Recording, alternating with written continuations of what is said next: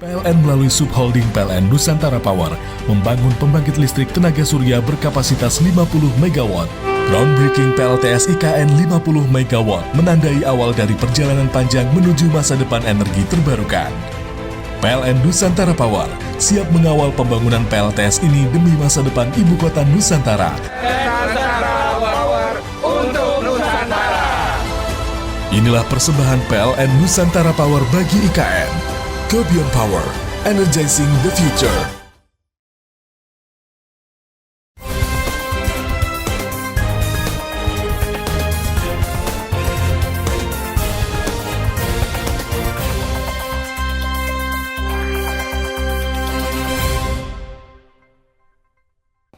Terima kasih Anda masih bersama kami dalam Info 7 Malang Raya. Sebagai langkah pencegahan terjadinya pelanggaran saat pemilihan umum kepala daerah November mendatang, Badan Pengawas Pemilu atau Bawaslu Kota Malang melakukan pemetaan kerawanan pemilihan Kota Malang. Pemetaan kerawanan ini dilakukan agar dapat mengantisipasi potensi pelanggaran yang akan terjadi. Pemetaan kerawanan pemilihan kepala daerah serentak secara resmi dilaunching oleh Kepala Bawaslu Kota Malang. Pemetaan kerawanan ini sebagai upaya pencegahan terhadap potensi pelanggaran saat pemilihan umum kepala daerah atau pemilu kada serentak pada bulan November 2024 mendatang. Pemetaan kerawanan merupakan langkah antisipasi agar potensi pelanggaran pemilu dapat diantisipasi. PLT Kepala Kesbangpol Kota Malang, Ali Mulyanto yang bersama Ketua Bawaslu Kota Malang meluncing pemetaan kerawanan pemilihan mengatakan bahwa terkait dengan pemetaan kerawanan ada 4 unsur yang perlu diperhatikan, yakni mulai dari tahapan pemilu, mulai dari awal sampai pada perhitungan suara hingga penetapan, kegiatan yang dilaksanakan oleh peserta, bakal calon, sarana prasarana, serta orang dan organisasi pelaksananya. Hal ini harus diantisipasi karena rawan terjadi pelanggaran.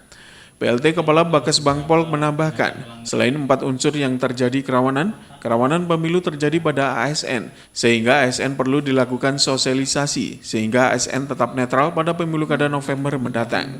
Beberapa kerawanan yang menurut kami minimal ada 4. Yang pertama adalah berkaitan dengan tahapan pemilunya, mulai dari awal sampai dengan nanti perhitungan dan juga penetapan. Ini ada titik kerawanan. Yang kedua adalah berkaitan dengan kegiatan yang dilaksanakan nanti oleh peserta ataupun oleh bakal calon ataupun oleh calon wali kota. Ini akan menjadi konflik yang juga harus kita mitigasi. Yang ketiga adalah berkaitan dengan sarana prasarana. Sarana prasarana ini musimnya hujan. Ini jangan sampai sarpras ini, apalagi surat suara ini sampai terkena air ataupun terkena banjir. Ini juga menjadi mitigasi yang harus dilaksanakan karena musimnya adalah musim hujan. Yang keempat adalah berkaitan dengan orangnya. Jadi ini orangnya harus diamankan juga karena ada mitigasi. Jadi ini apakah itu berkaitan dengan orangnya juga berkaitan dengan organisasi pelaksananya, mulai di TPS, BPS sampai dengan di BPK. Jadi seperti itu. Sementara Muhammad Hasbi As-Sidiki, Koordinator Pencegahan Partisipasi Masyarakat dan Humas Bawaslu Kota Malang mengatakan, dasar dari hasil pemetaan kerawanan dilakukan melihat hasil pada tahun 2018 dan pemilu presiden dan legislatif bulan Februari 2024 lalu. Kemudian Bawaslu Kota Malang mengundang beberapa stakeholder dan melakukan diskusi dan dicari bukti untuk melakukan penguatan peta kerawanan. Untuk pemetaan kerawanan ada 65 indikator kerawanan. Dan di Kota Malang terdapat sekitar 10 indikator yang masuk dalam pemetaan kerawanan, mulai dari tahapan pencalonan, tahapan kampanye, rekapitulasi, dan sengketa hasil pemilu. Dan semua indikator yang masuk ini pernah terjadi pada pemilu bulan Februari lalu. Diharapkan dengan adanya pemetaan kerawanan tersebut, nantinya dapat mengantisipasi terjadinya kerawanan saat pemilu kada Kota Malang November mendatang.